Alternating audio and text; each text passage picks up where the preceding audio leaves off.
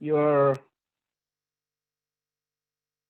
background so that I can address you based on your background. So the today's topic is about the career options in IT or software field. These days, we have spoken to many people. Fasi bhai, and sorry look- to disturb you. Can you start the Mhm. slideshow instead of just putting slide? Yeah, So yeah, that I it will. will I be will. in- Yeah, Yeah. I will. I have to switch the screen.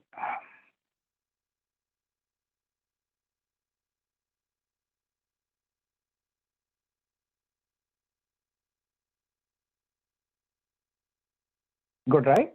Yes, better. Thank you. Okay. So today's topic is about the career options in IT. Why we decided to present this topic is these days we are speaking to many candidates, and a lot of people are trying to either switch their career from other streams to IT, or there are college graduates, they want to start their career in IT. And there are a lot of people who are already in IT, but they are trying to switch their career from stream A to stream B. So that is the reason we thought this topic is really important, and a lot of people are looking for some kind of a background information before making that big decision of changing the career or starting a new career in IT. And these days, the IT market is really good. We don't know how long it is going to stay like that, but right now, the market is really good. So if you already have some kind of a knowledge or experience, and if you are looking for a job or changing job, do it as quickly as possible. That's the background for this presentation today. I have a lot of information because I'm trying to cover every technology possible here. I'm not going to go in depth in every technology. That's why I was checking with participants in which technology they want to go in depth. So I got some feedback. I'm going to go over that feedback a little deeper than all other technologies or streams. My name is Fasi and I'm in Washington, D.C. I have more than 20 plus years of experience.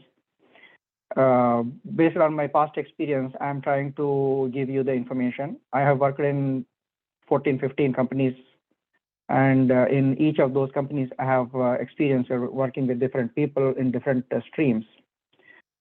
So those are the people who are on my call today, and they are new to IT. For them, this slide is important because many of the times people think that, oh, I did my engineering in mechanical engineering, electrical engineering, or I did MBA. I don't have any computer degree. I'm not a computer science graduate. I did not do BE computers. Can I work in IT or not? Whether I'm eligible in IT or not? In IT, whether I'm going to get any job or not? So that kind of questions I'm trying to answer on this slide. So the prerequisites to get into IT is any university degree. It can be MBA, it can be MTech, it can be PhD, it can be any Bachelor of Engineering, Bachelor of Technology, any degree. So if you have any university degree, you can get an IT job. Even if you don't have any degree, you can get a job, but it is really difficult because there is a lot of competition, especially in India. There is a lot of competition. There are a lot of people looking for a job, and they do have IT university degree, right? So the people who have computer science degree or IT degree, definitely they have an edge. That doesn't mean only people with computer degree are going to get the job in IT. And I'm going to show some examples where computer degree not really required. Okay. Other thing what is required is you have to be a quick learner. Quick learner in the sense, right now you join a course and in 1 week you are finished the course, join the job. No, that's not the question of quick learning. Quick learning means when you are working in a company, all of a sudden the company wants to use a different technology, a different tool. You have to learn it quickly. They are going to give you 1 week of a time or 1 day of a time, 8 hours of a time, and next day morning they'll say, okay, did you learn this? Are you ready? So that's why this quick learning is really important, and quick learning has again two parts, domain and technology. So sometimes you have to learn about the company itself. So, for example, you are working in a Reliance company as a software engineer, and after some time you are going to work in Airtel company. So Airtel has a different business, Reliance has a different business. So you have to learn about the business quickly. That is domain. And technology, as I said, they are going to introduce some technology, some tool, you have to learn it quickly. And you have to have a mindset of customer satisfaction, because end of the day, whatever the product you are working on, that particular product is to be used by a customer. If customer is happy, company is going to get more business. If customer is not happy, then company is going to lose whatever the business they have. So your attitude is supposed to be a customer satisfaction. No matter what role you are working in IT industry, the customer satisfaction is important. And those people who are really working into particular technology or series of technology, set of technologies, they must have a logical thinking and problem solving mindset. And what other important point is, whatever the product you are working on, whatever the project you are working on, feel like it is your product. You don't feel like you are working there and you are getting the salary because you are working. So you have to have some kind of a attachment with that company, with that product, feel it is yours, and you have to make sure you are going to give your 100%, but at the same time, don't try to attach yourself to the company itself. And even if the company says, we don't want your services anymore, you come home and you feel depressed. No, don't be too emotional with the company, because companies are going to fire you and you might have to leave the company because they don't have a project or money. So that is common. You have to be prepared. And the important point for all the IT jobs is the communication skills, the verbal skills, the written skills, the listening skills, presentation skills, negotiation skills, convincing skills. So overall communication skills is a separate topic of 1 hour, but these are the things you need to have if you are trying to get a job in IT industry. And you have to have an ability to work as an individual and also work as a team, right? And multidisciplinary skills, these days, the companies are trying to hire less people and get the more work. So if you know more than one technology, more than one tool, like 2, 3, 4, that is good. You don't have to be master in all of them, but if you learn more than one, that is better. And in your first job, you don't have to learn everything, but over the period of time, like 3 years experience, 5 years of experience, 10 years of experience means you have to have more than one technology, one tool experience or knowledge. And some kind of information about networks and storage systems, servers, operating systems, these things are basic. Every person, no matter what kind of role you are working in your IT job, these things are important and these things are required, right? So let's get to the topic now, the different career options available in the IT. So the top one I mentioned is the project manager or a technology manager, 2 separate roles. Project manager is a separate role, technology manager is a separate role, and there are other roles also similar to that, but all of them come under one umbrella. And the Scrum Master is a separate role, but it comes under the same umbrella. Project Manager, Technology Manager, Scrum Master. The other role is the Business Analyst or Product Owner, Technical Writer, and System or Network Administrator, or Cloud Engineer, or DevOps Engineer. This is again one umbrella. These are kind of a big department. Don't think that DevOps is the person who is system engineer, or system engineer is a DevOps person, okay? It's a big department within the IT department. Within IT, there are so many sub-departments here. And database is one department. Within that, there are again branches like DBA, ETL, data warehousing, reporting, PL, SQL. So there are again sub-departments within the database world. Data scientist is little advanced within the database world. And there is a UI, UX, and front end. This is one department. A mobile development is another department. Software engineer is or a software developer, that is one department. So DevOps I already mentioned, so there is a duplication here. And site reliability engineer is a new position these days I am seeing a lot. That's why I added a new bullet point today. It was not there in my previous presentations. QA, functional QA, performance QA, RPA, performance monitoring. These are again a separate department. Embedded technologies is another department. And there are so many tools and people are going to work one particular tool. That is the last bullet point on my slides. To start with the project manager or scrum master, so these are the persons who are going to manage the teams. They are the one who is going to manage the money. They are the one who is going to talk to customer, write a proposal for a new project. They are the one who is going to do negotiations with the customer. They are the one who is going to create the schedule for a project. And they want to make sure the schedule is being maintained. And if something is going off, if they are spending too much money or too less money, they have to arrange all the resources, computers, hire the people.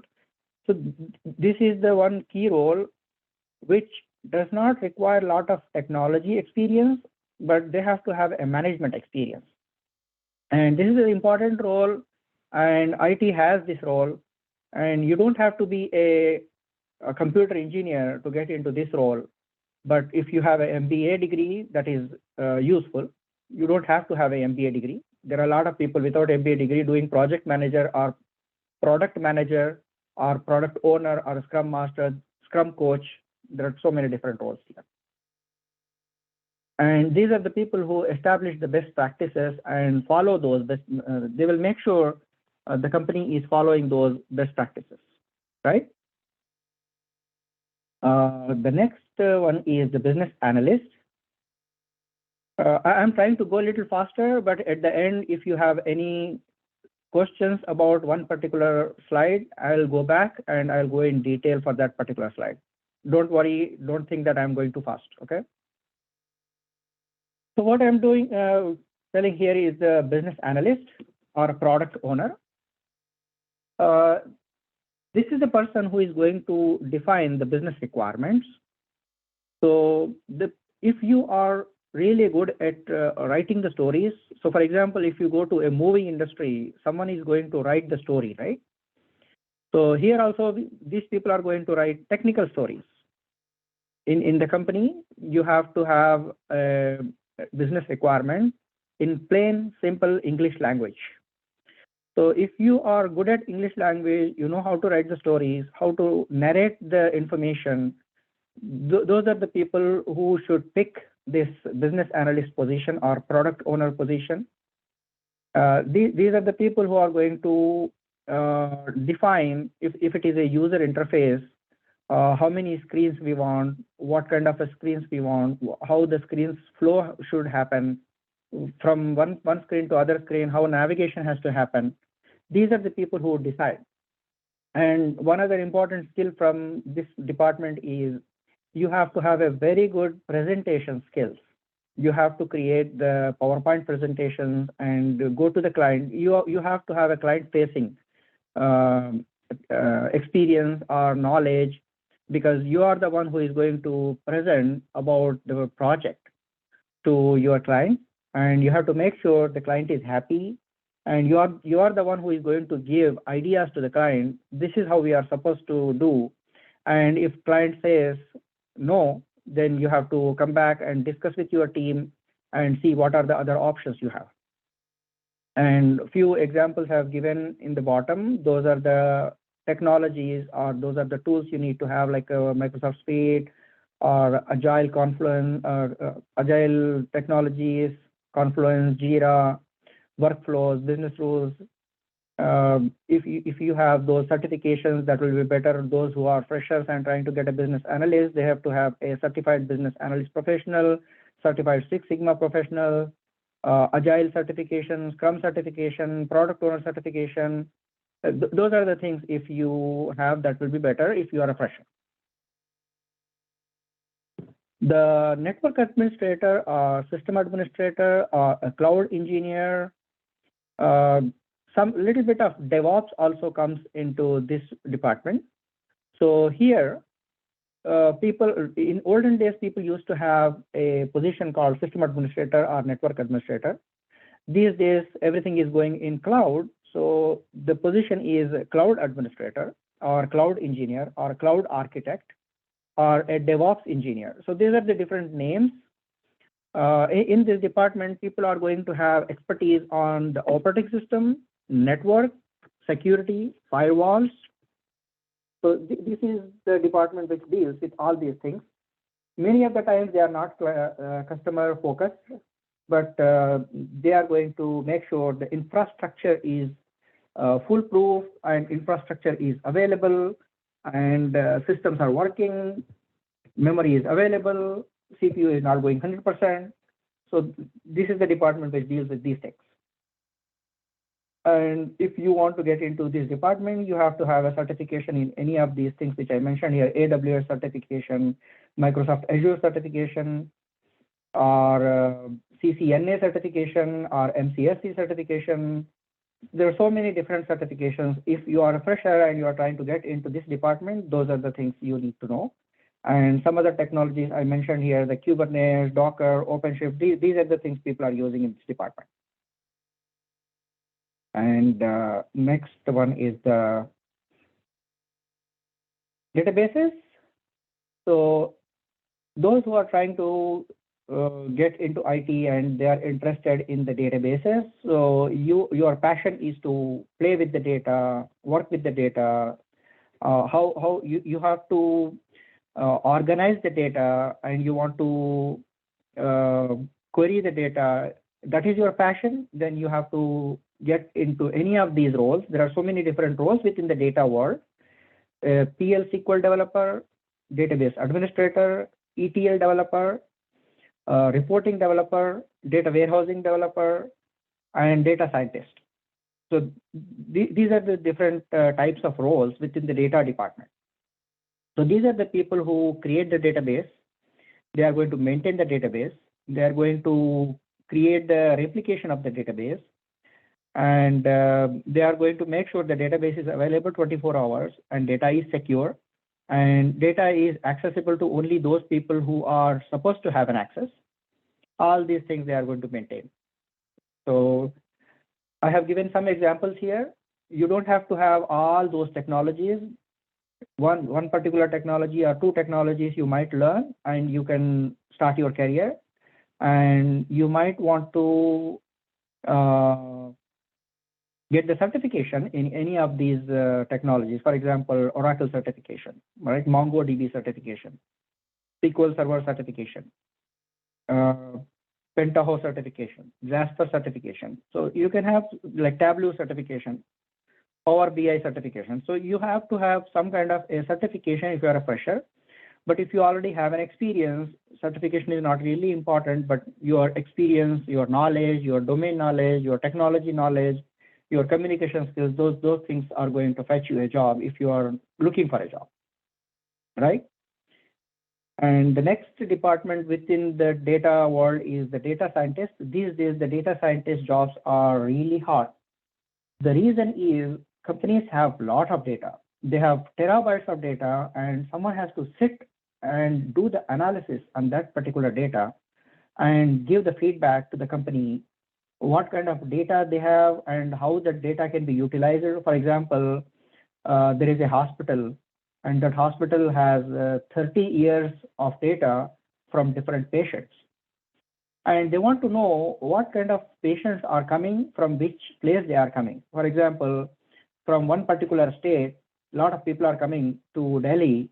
Otherwise, within US, a lot of people are coming to Washington, DC.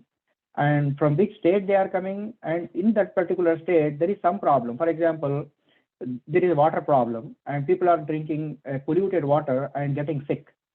So they want to know some trend.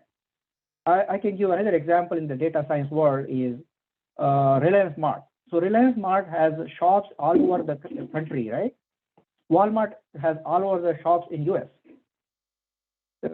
So they want to know in which region what kind of product is being sold. And they want to know what are the two different products getting sold together. For example, if people are buying milk, they are buying eggs along with the milk. If people are buying milk, they are buying bread along with the milk. So such kind of a trend they want to find out. I have given two examples. There can be many examples.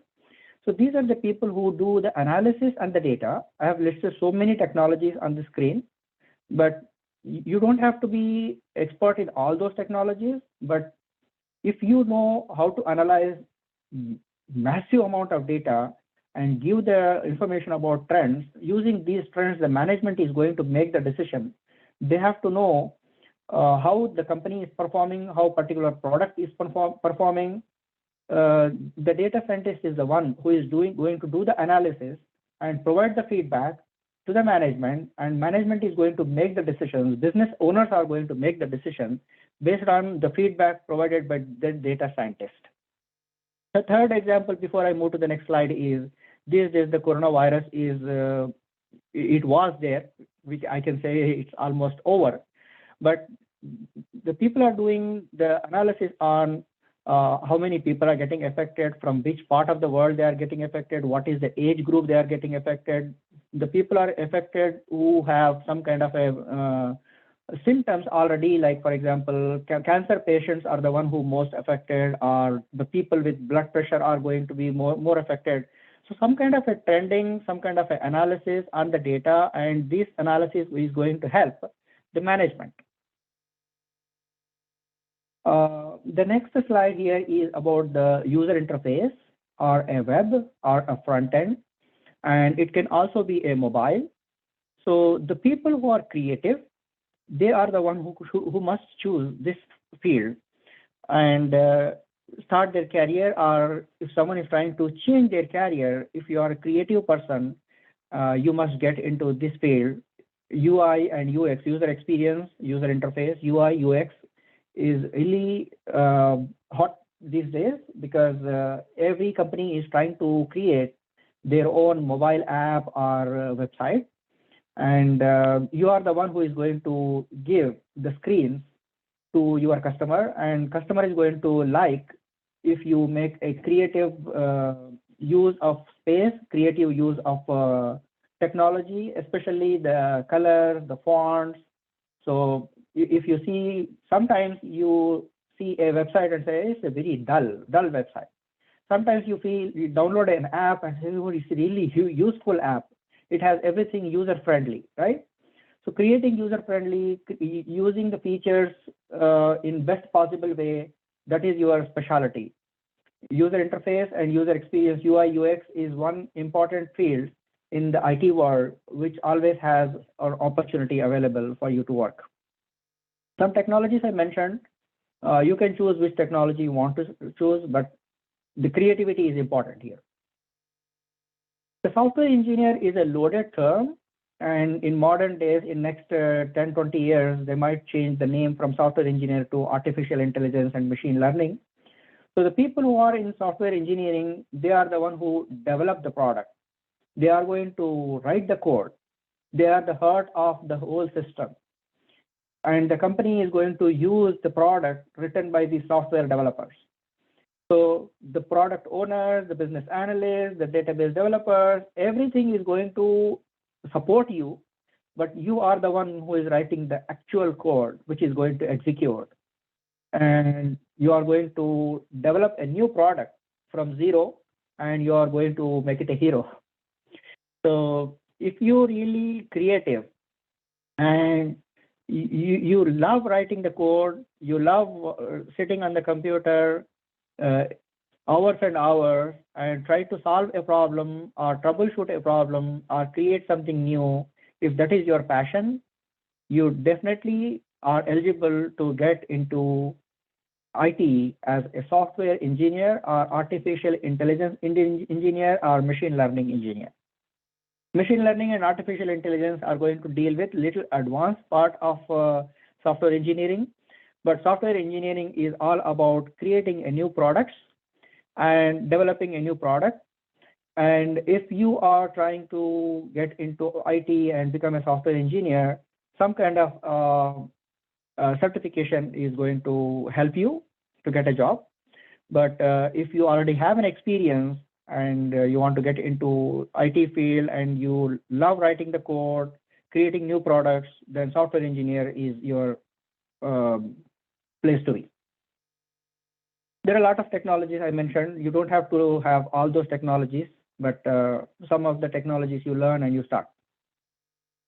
And the next one is the DevOps. In the DevOps world, what is happening these days is most of the companies, majority of the companies are going in cloud, and they want everything to be faster. And that faster development is going to happen if they have hired people who are going to help little bit of development side. They are not going to do the development, but they help the developers to make it faster. On the other side, the networking side, the cloud side, they are going to set up the systems, maintain the systems, and configure the systems, do the deployments. So these are the people who do that. So if you are interested a little bit in programming, little bit on network side, you are the right candidate for the DevOps position. You must have some kind of a knowledge in programming, development, but 24/7, that is not your job. And you have a lot of knowledge in infrastructure, maintaining the infrastructure, maintaining the security, deployment, configuring the machines, configuring the servers, doing the deployments, then you are the DevOps person. I have given some examples here. You can learn those things, or you can get the certification of those things. So that's where you are. And the QA, quality analyst. You are the person, for example, if you have children at home, especially the boys.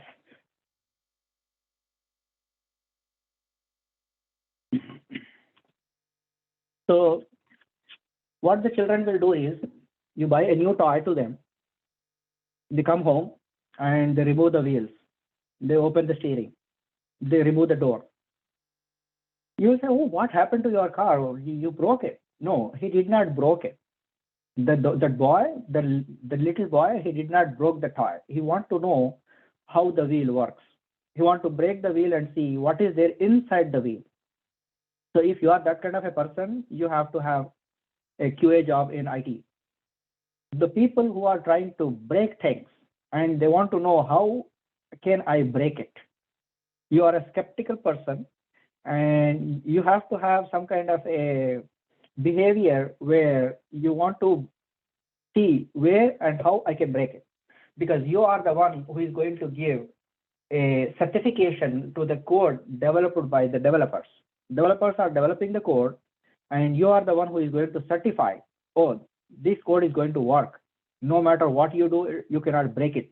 So unbreakable code, unhackable code, if you are going to, because you have a lot of responsibility before it goes to the end user, before it goes to production, you are the one who is going to give certification. This code is perfect.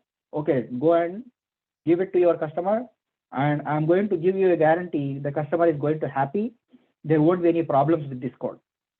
So people who are trying to break things, they are the one who should get into QA position. And in QA, quality assurance, there are two departments, a manual and automation.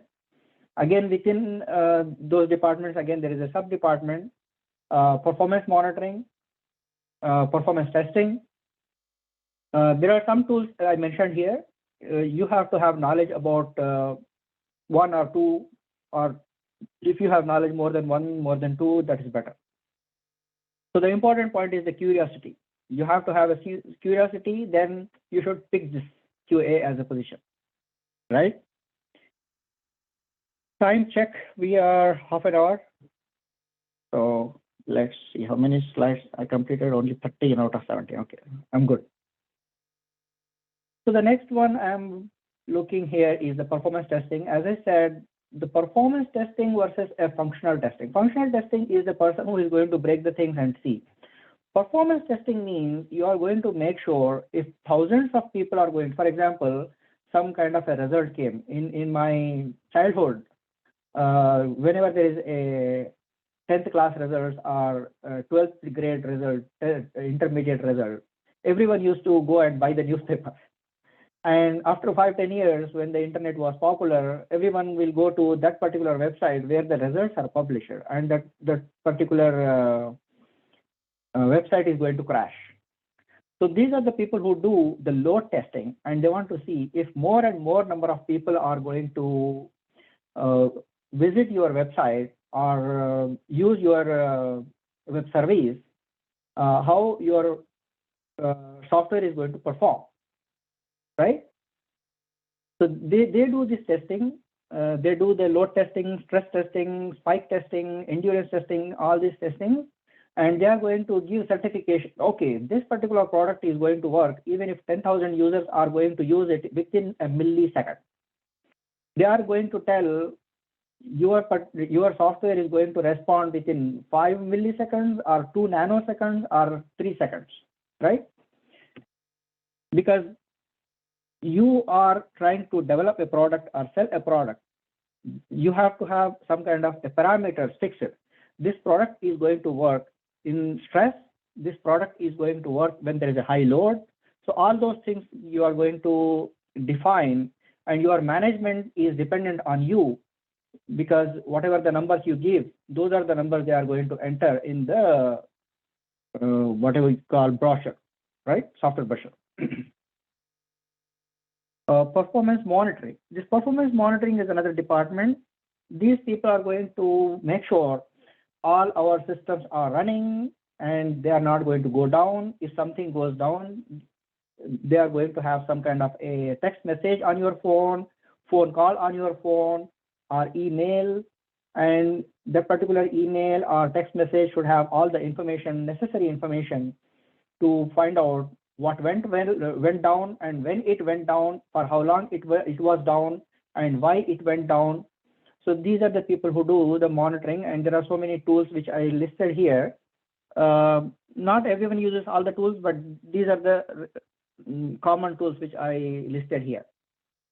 So the people who have some experience in IT, they can switch their career into performance monitoring. Most of the people who are not freshers, they don't come as a performance monitoring specialist, but the people who have some experience as a developer, as a network engineer, as a DevOps engineer, or a QA engineer, they will switch their career into performance monitoring, because this field has a lot of money, jobs, but at the same time, some kind of a background is required. I don't prefer, if I am hiring someone, I'm not going to hire a fresher in performance monitoring department. There are some other options, career options, like cyber security is one option. Embedded systems is one option, and there are tools like a SharePoint is a tool, so people can become a SharePoint architect, a SharePoint administrator, a SharePoint developer, Splunk administrator, Jira administrator. So there are so many tools, and you can become a specialist of that particular tool, and you can build your career there, right? So these are the things I have. Before I go to questions, I asked some questions in the beginning itself.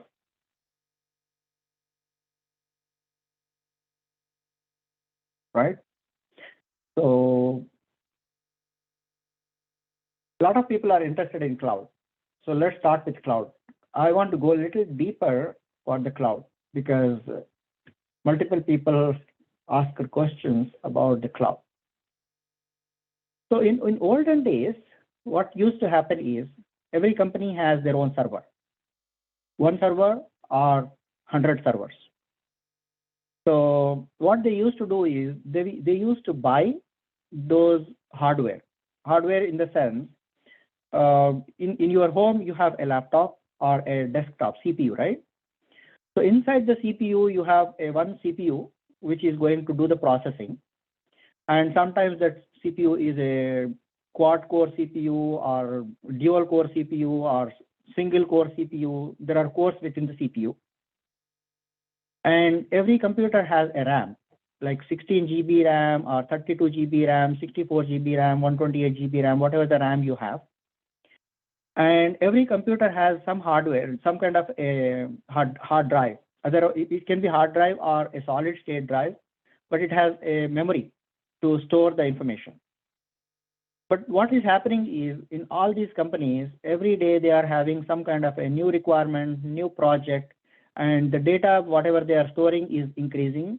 So they have to keep buying a new hard drive. So today I have one terabyte hard drive, that is not enough. Tomorrow I bought another 2 terabyte hard drive. Now I have 1 plus 2, 3 terabyte hard drive. Then that is not enough. I have to buy one more hard drive. And to buy the hard drive, I have to go some shop, do the shopping, because company is buying means they are not going to just blindly buy. They will ask different vendors to provide the quotation, and the team of managers are going to sit down and do analysis on all those quotations, and they have to buy hardware. Once they buy hardware, the hardware might fail. Then they are going to lose the data, right? And today you have 2 CPUs, and all of a sudden you need more CPUs. You have to buy more CPUs, and it's a time-consuming process. Other than that, you need resources, like you need a software. So today you have a Microsoft SQL Server. You need to have a MongoDB tomorrow. And after buying the MongoDB, you realize, oh, this MongoDB is not good for us. You bought it, but you are not going to use it because it is not useful for you. Right? After using 6 months, you realize this is not working for me. So you are buying hardware, you are buying software. That's how the companies used to do the business in olden days. In cloud, the new days, what is happening is you are not going to buy any software. You are not going to buy CPU. You are not going to buy RAM. You are not going to buy hard drive. Nothing you are going to buy.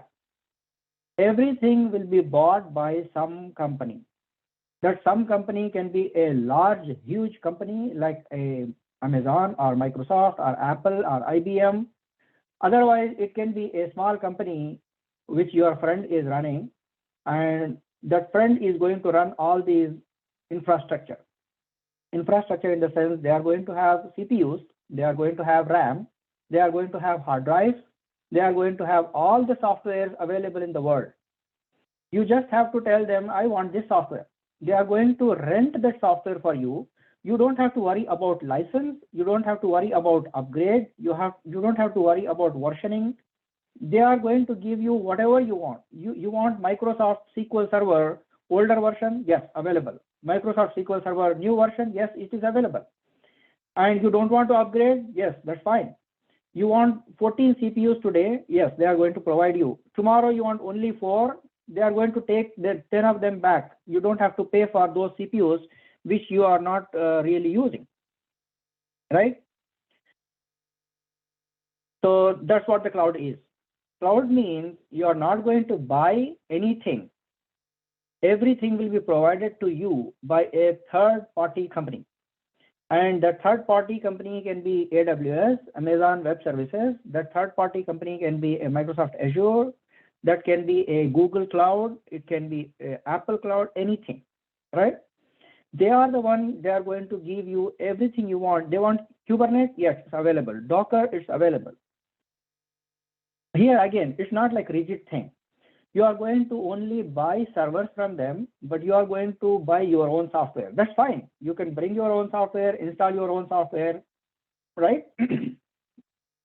You want, as I said, there are exam results coming tomorrow. You need 100 CPUs. They are going to give you 100 CPUs tomorrow only for one day. After that, you can say, I don't want these CPUs, take it back. They are going to take it back.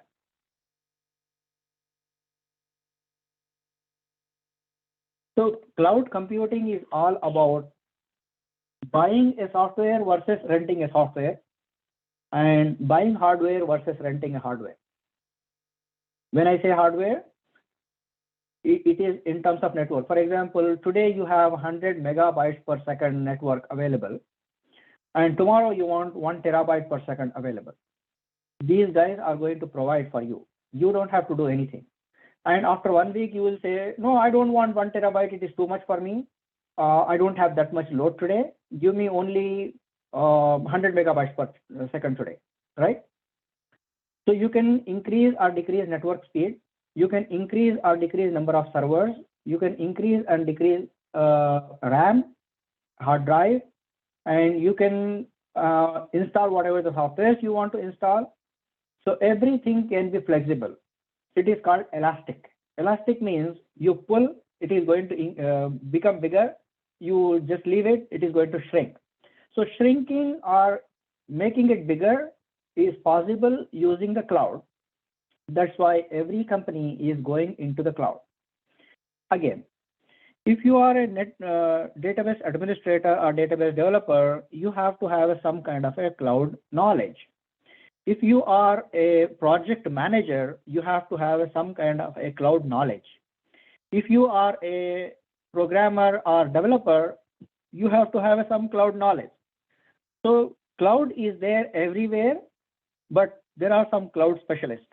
So if you are the one who is maintaining the cloud, then you have to have a lot of cloud knowledge, and you must be a cloud expert. But others within any other department like database or development or testing or project manager or anything, they have to have some kind of a basic cloud knowledge because the company is using the cloud, right? Any questions which I did not cover within the cloud? Otherwise, if I'm all good with the cloud, you can ask any other questions other than cloud.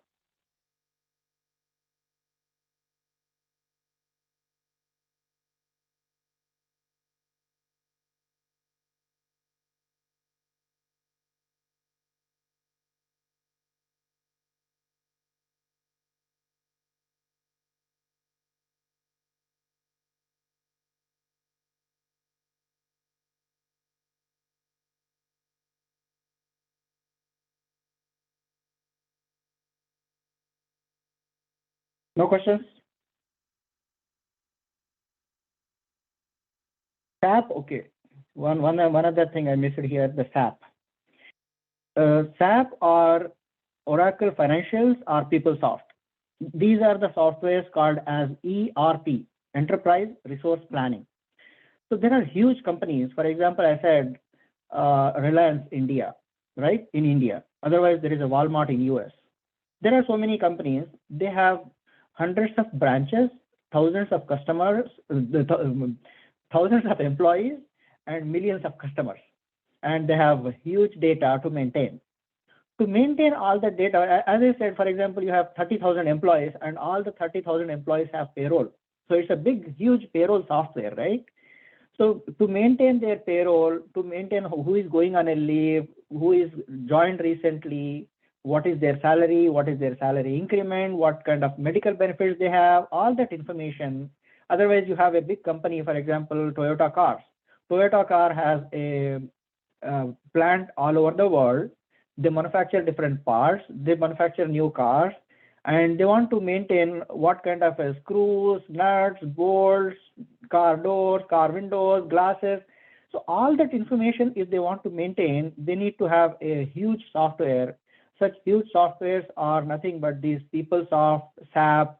So within these SAP, PeopleSoft, or Oracle Financials, all these things, they have different modules. There is a financial module, there is a material handling module.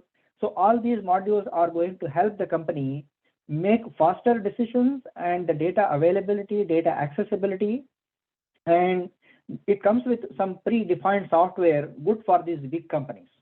So SAP is one of them, right? And SAP is a huge, big company all over the world. They have presence and they have many, many clients.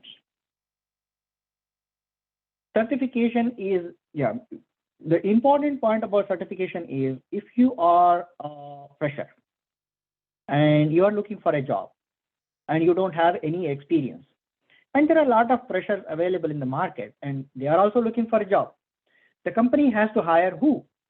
If you are the employer, how are going to make a decision? There are 100 resumes in front of you, which one you want to pick? Because all of them are freshers, all of them are college graduates.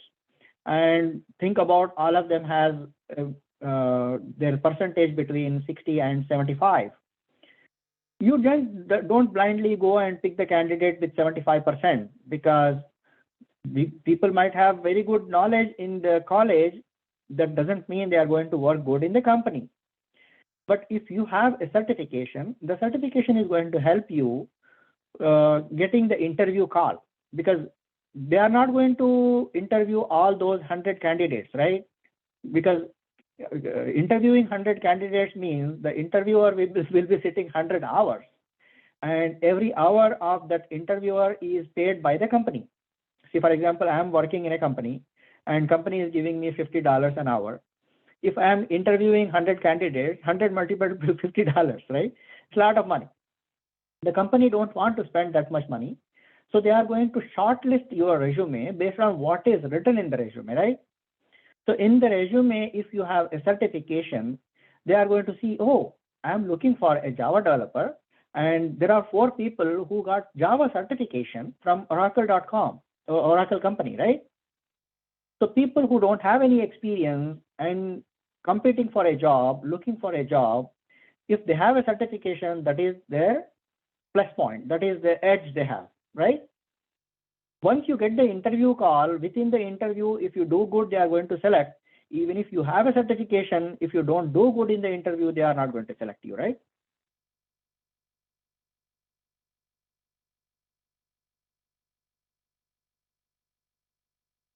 Yeah, people who are interested to do the business, they can definitely do the business. They can start their own cloud company. They can start their own development company. They can hire people, but you have to have some kind of a background knowledge about what kind of products you are buying and who are your clients and what your clients are looking for. I'm from IT background. Basically, I'm from pharmacy. Okay, if you are already in pharmacy field, you can get into the data science technology, as I was discussing, because pharmaceutical company has so many products, so many medicines. Within those medicines, again, there are sub-departments. If you already have an experience in pharmacy and you become a data scientist or data analyst or data warehousing specialist or something, and you can use your domain knowledge and become expert within the pharma.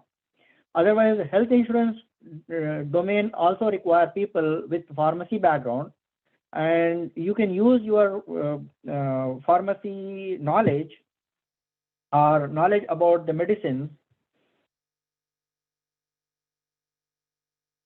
data scientist or data specialist. Any of these 2 slides, you can learn any of these technologies and use your pharmacy knowledge and get a job. You don't have to be a computer engineer to get into IT, right?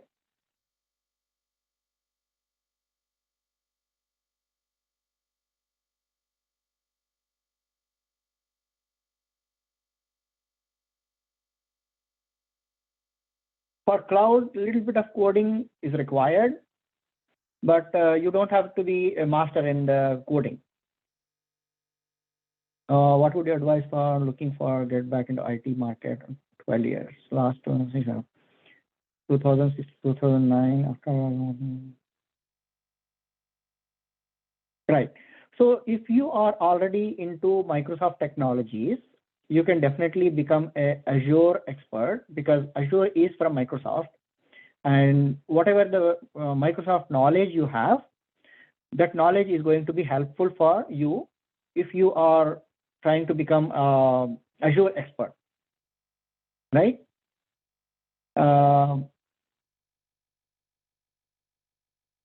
Preparation wise, if you are trying to be, if you are trying to make it faster, if you are trying to finish your what you call the pace, you want to get a job early, try to look for someone who is going to give you a coaching face to face, because online coaching available, but you have to do a lot of hard work, sit at home. But if you go to a coaching center and do face to face learning with a professional coach, what they do is they are going to help you learning the technology faster. For example, Microsoft Azure. If you join a course for Microsoft Azure, they are going to teach the technology to you every day. They are going to give you some kind of an exercise, and you do that exercise every day in the office. And once you come home, you do the practice. For example, I can give you AWS example. I think the same thing is true for the Microsoft Azure also. If you do a lot of practice, you have to have a account. So if you open your own personal Microsoft Azure account, and within that AWS or Azure account, you are going to create servers, configure servers, install softwares, uh, delete something, do some kind of a testing. If you do more and more practice, you will become an expert, right?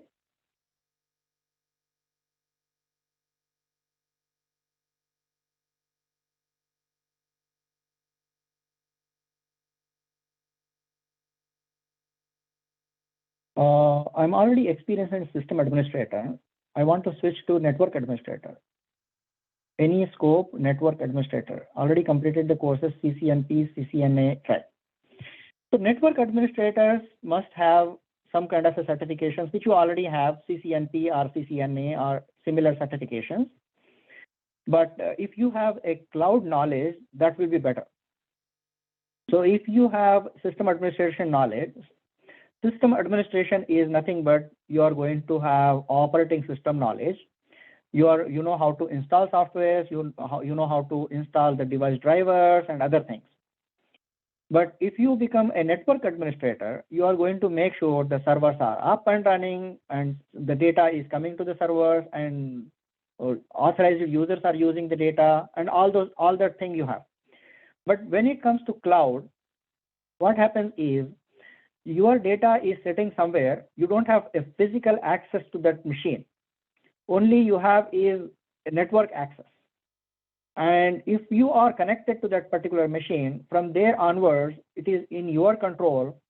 You are going to create users, maintain their roles, who should access what, who can install, who cannot install. And if you are doing the databases, who are the people who should have administrator access to the databases, right?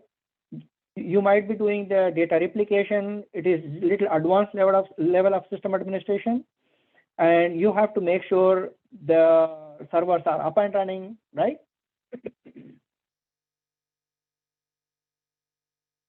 So the people who have a system administration experience or network administration experience, they can easily switch into cloud. They can become a Microsoft Azure expert or AWS expert or Google Cloud or some other cloud experts, because these days almost every company is going in cloud. So if you are trying to sell a Kodak camera in 2022, no one is going to buy, right? So Kodak camera is like system administrator or network administrator in 2022. So if you become AWS architect or Azure developer or AWS developer, you have a lot of jobs available in the market because you have already experience in system administrator or administration or network administration.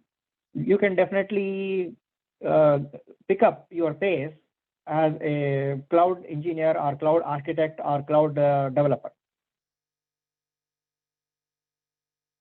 Research means you can, there are two different types of research is there in the cloud world.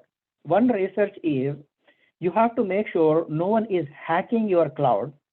And definitely there are a lot of safety and security procedures available within that cloud itself, especially the big companies. So I'll give you two examples. Your friend is running a cloud company versus Amazon is running a cloud company.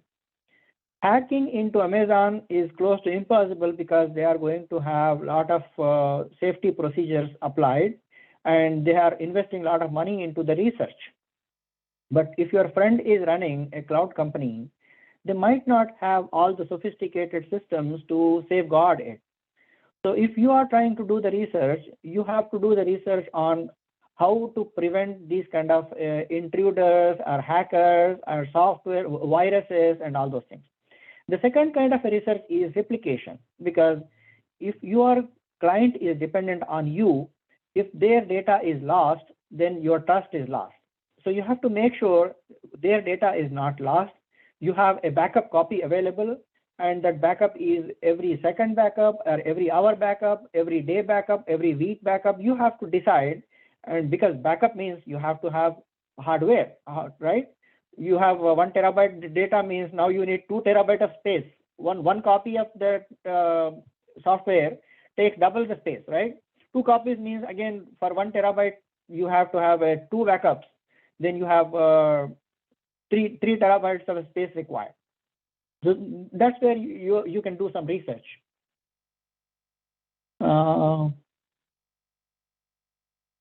Certifications and courses, pharma field, right? As I said, you are in pharma and you're really interested to get into the data scientist or database. What is the other thing I was telling you? Yeah. If you are trying to become a PL SQL developer, a DBA or ETL reporting, so you have to decide which field you want to get into. If you want to become a reporting developer, for example, Tableau developer, right? So you have to do Tableau certification or Power BI certification. If you want to become a reports, Crystal reports or SSRS, then you have to do Microsoft SQL reporting certification. If you want to become a data scientist, there are so many technologies. Any of these technologies you pick, learn, do the certification. For example, you learn Python and you do the Python certification, or you do Java certification, Microsoft SQL certification. So you learn some technology and do the certification in that particular technology. But my advice for the person who is not in IT, but they are coming from pharma or medical field, data is their core thing, but they can learn anything and become anything. It's not like you have to be in the data always. Differentiate product-based, service-based company. Which option is better for the career? This is really important question. It is nothing related to one particular stream, but really important question. So the people who have a passion to develop new products and do some kind of a research, they should get into product-based companies. For example, Amazon is a product-based company. Google is a product-based company. They have their own products. Apple has its own products. Oracle has its own products, right? So any of these product-based companies, if you get into, they are going to give you a free hand to do some research. You are going to develop something new and present within your company. And if the company likes it, they are going to make you head of that particular product department. And they are going to hire developers for you, work under you, report to you. So if you do some kind of a PhD, or you're planning to do PhD, or you already have some kind of a master degree or bachelor degree and you have a lot of experience, if you get into product-based companies, you will get an opportunity to do some research and come up with a new product. Or within those existing products, whatever they have, you can suggest changes or improvements or add a new module. But if you are in service-based companies, you don't have an option to do research. What they do is, see, this is my requirement, develop and give it to me. That's it. And develop as fast as possible because my client is waiting for that. So service-based companies has their own requirements. They don't accept any research, time-taking, time-consuming. No, they want immediately. I'm going to tell you, I want this screen, I want by tomorrow, right? Service-based companies are trying to satisfy their customers, and customers are going to give you the requirement. Product-based companies, they don't have any requirement. They are developing their own product. For example, Microsoft PowerPoint, I am presenting in front of you. So if new feature has to come in PowerPoint presentation, that new feature comes from who? From you. You are working for Microsoft. Microsoft PowerPoint is a department within the Microsoft. Within that Microsoft PowerPoint department, you are the researcher. You come up with some new idea and you add that idea, include that idea into Microsoft PowerPoint as a product. So product-based companies are all, they are going to have their own product, their own requirement, and they are going to release that whenever they want. they can release tomorrow or next year, right? But if you are in service-based company, the client is going to decide the release date. I want March 31st. This is what I want on March 31st because there is a tax deadline. You cannot say no. You have to do it.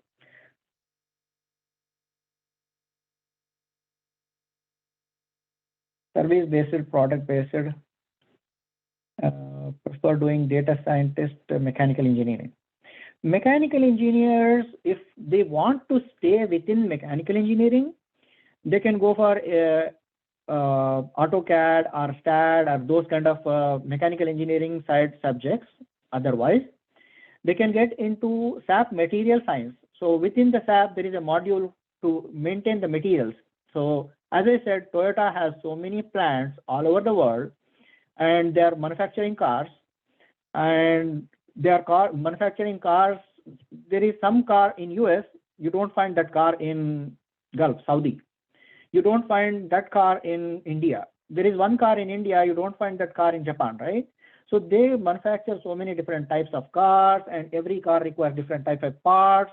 And to manufacture those cars, they have to have some certain number of parts in stock. When the stock is going down, they have to order new stock. To maintain all these things, they will use some kind of a ERP software, enterprise resource planning software. And one of the software is SAP material handling. So if you are really interested to keep yourself into mechanical engineering, that is one department. Otherwise, leave that mechanical engineering behind and you can pick up anything as I described. You can become a QA in IT, you can become a developer in IT, you can become a Scrum Master in IT. There are a lot of options available.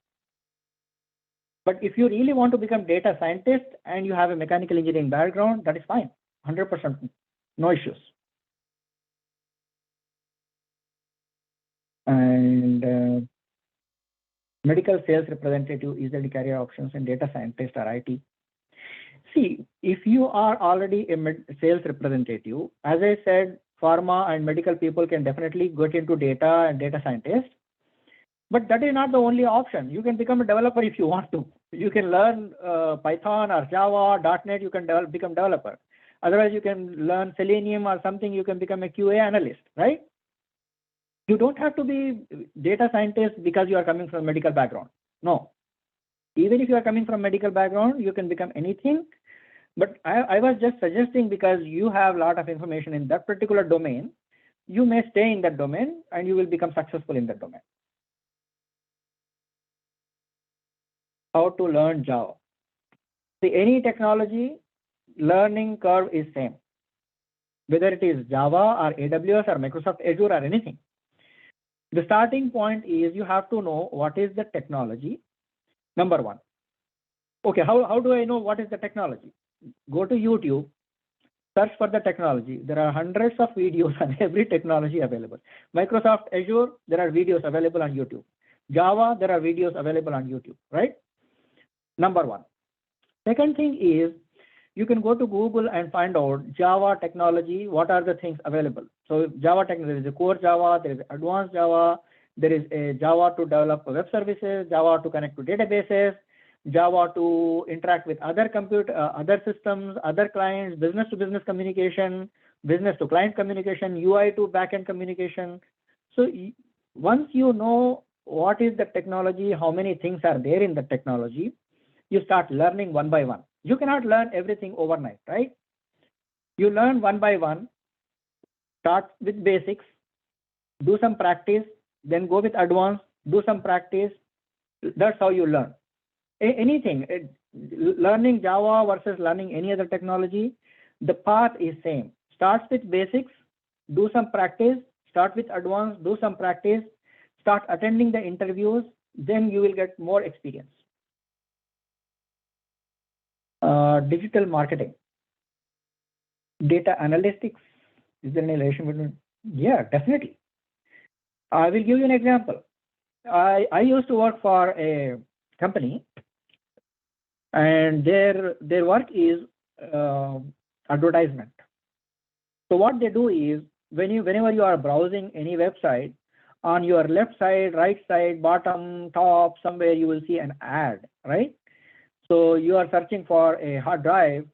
from tomorrow onwards, it is showing, oh, this hard drive is available in this website. Amazon is selling this hard drive. This hard drive has this cheaper price. This hard drive has a discount available, right? This hard drive is on sale. This shop is giving hard drives on sale. How it happens is they are going to get this information from third-party companies. So I used to receive the data, 2 to 3 terabytes of data every day. The data is going to tell me who is looking for hard drive, what is their age, from which city they are looking for, and what kind of hard drive they are looking, whether it is a solid state drive or an old-fashioned hard drive, what is the range they are looking, 512 GB versus 1 terabyte versus 5 terabyte or 10 terabyte. So digital marketing, data analytics is always go hand in hand. I'll give another example. You have your own website, right? You want to know how many people are visiting my website, from where they are visiting, that from what time they are visiting, and which web. My website has 100 pages. Which page they are visiting, maximum number of people visiting on which particular page on my website. All that information comes from data analytics. So the Google has a product called Google Data Analytics. So if you own your own website, you can go to Google Analytics and subscribe to them. They are going to give you basic information for free. So if you develop your own website, you can get the Google Analytics for your own website for free. But if you have a very massive website and you want some advanced information, you have to pay to Google. Google is going to track every click on your website. They are going to tell you, oh, a lot of people are visiting from Vietnam. Oh, that's interesting. Looks like I can open another shop in Vietnam, right? A lot of people are visiting from Japan. Oh, I can open a shop in Japan. So based on that feedback, you are going to make decisions as a business owner. Managers, business owners are going to make the decision based on the business analytics. So digital analytics, digital marketing, data analytics, website analytics, all these things go hand in hand. And the companies, the owners of the companies, the CEO of the company is going to make the decision based on these analytics you are providing. Electrical engineering background, interdisciplinary work. Okay, so if you have electrical engineering background, you can become anything in IT. You can become a developer, you can become data scientist, you can become Scrum Master, you can become anything in IT, number one. That is the basic answer I can give you. But if you want to keep yourself within the electrical engineering side, I'll give you a fancy examples. One of my friends recently installed a solar system in their home. So along with this solar system, they have some intelligent software. What that intelligent software will do is, it is going to tell which part of the house is using how much electricity, which part of the house is using more electricity, and what day they are using more electricity. For example, weekend versus weekday. Saturday, Sunday, more electricity, weekdays, low electricity. It is going to tell me in last 10 months, average, how much money I am spending on electricity. See, I am giving you a software example for electrical engineer. It is going to tell me fridge is using a lot of electricity in last 1 month. What's wrong? There is something wrong with the fridge. Otherwise, I have emptied the fridge and I opened the door for hours and hours to clean it. That's why it is using a lot of electricity, right? So you will get the feedback about one particular house. Now imagine the same concept for a big company. Big company is really interested to know who is using electricity, which room, which department, which building, if they have multiple buildings. For example, Usmania University in Hyderabad. Usmania University in Hyderabad has a law college, engineering college. Which college is using how much electricity, right? So you are going to install some devices to monitor them. you are going to develop some software to collect the information, analyze the information, provide the data to the management, correct? So that is one example, but you can do anything. You don't have to be that sophisticated and hi-fi. I'm just trying to give you a big picture, and you can choose what you want to choose. Any other questions? Anything which I did not go in depth, you want me to go in depth, you can just type here. Otherwise, raise your hand.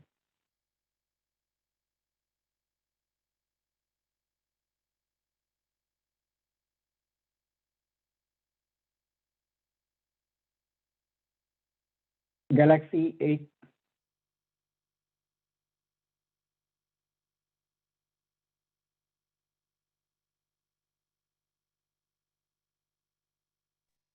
Assalamu alaikum. What is that? Yeah. Sir, I'm doing data processing job. So I don't know actually what is IT. My friends suggest me to do IT course. So actually I don't know which institute is better than to learn. Could you please suggest me which institute? I need proper guidance. So could you help me? What is your background? I'm BA graduate. BE? BA. BA, okay. So you did BA. What is the subject in BA? Bachelor of Arts. Okay. And when did you complete? 2010. 2010. Okay. So last 10 years, what you are doing? I'm doing different jobs and business also. Present from Okay. since last 5 years, I'm doing the job in K Fintech Carvi as a processing executive job. Okay. Okay. Mutual So fund. which field you are trying to get into? So IT field in I heard different sectors. I don't know which field I need to select. I don't know. For last 1 hour, I am explaining about different fields within IT. What Yes, did you yes. like? So I think DBA, database administration. Database administration. So if you really want to learn the database administration, Yes. you have your own computer? Yes. Okay. Do one thing. Install Microsoft SQL, not Microsoft, MySQL. MySQL or MongoDB, these two softwares are easy to install in your own computer. You can download for free and install by yourself. Do some practice. If you learn and if you like it, if you think that is very good and you really like it, what you do is you join any institute in Hyderabad. There are so many institutes, and they are going to teach you the advanced concepts in that department. And from there you can build your career. Right? Step number 1, download the software, install in your computer, do some practice, uninstall, install, configure, create new databases, delete the databases, create new tables, create new structures, insert the data, do some whatever you want. It is your own computer, your own software. You just play with it. If you really enjoy that, then you go to some institute in Hyderabad. They are going to teach you the advanced concepts, and from there you can build your career. Fine. Right? Okay, right. Thank you. Anyone else has any question? You can raise your hand, ask question, otherwise you can type.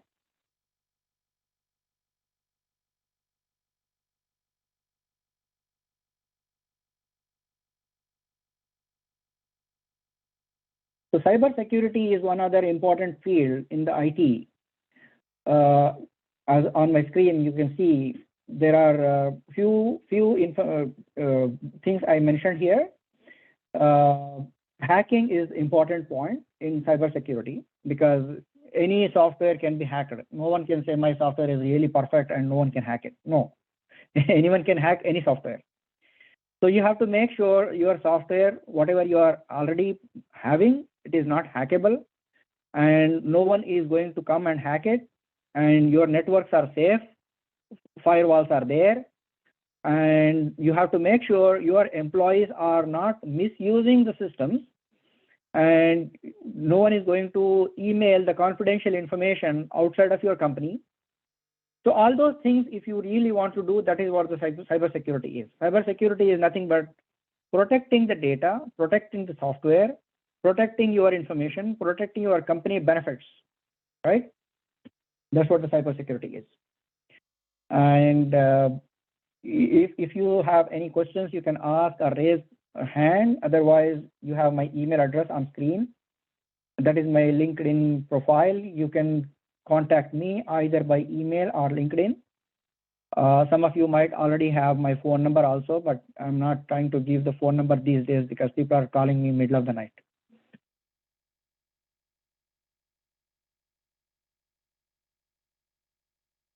Any questions, you can raise your hand, type the question here. Otherwise, you can send me email offline. If there is no question, then we can end the call right now.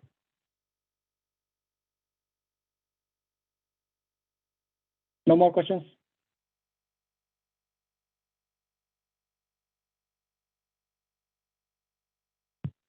Okay, then we'll end here. Thank you for joining. Shoaib?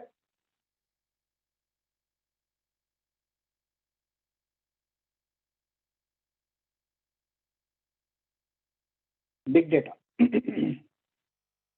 Big data is nothing but a data which is not in a relational database table. That is the main difference between the old-fashioned data and the big data is you have a lot of data and you cannot save the data in a relational format.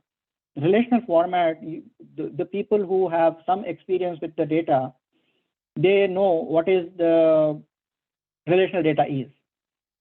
Relational data means you have an employee, you have a department, and there is a relation between employee and the department, right? But big data means you have a huge amount of data. You are going to remove all those relations and put the data in a flat format, and you are going to access that data and do some analysis on the data. These data scientists are going to fetch the data from millions of records, right?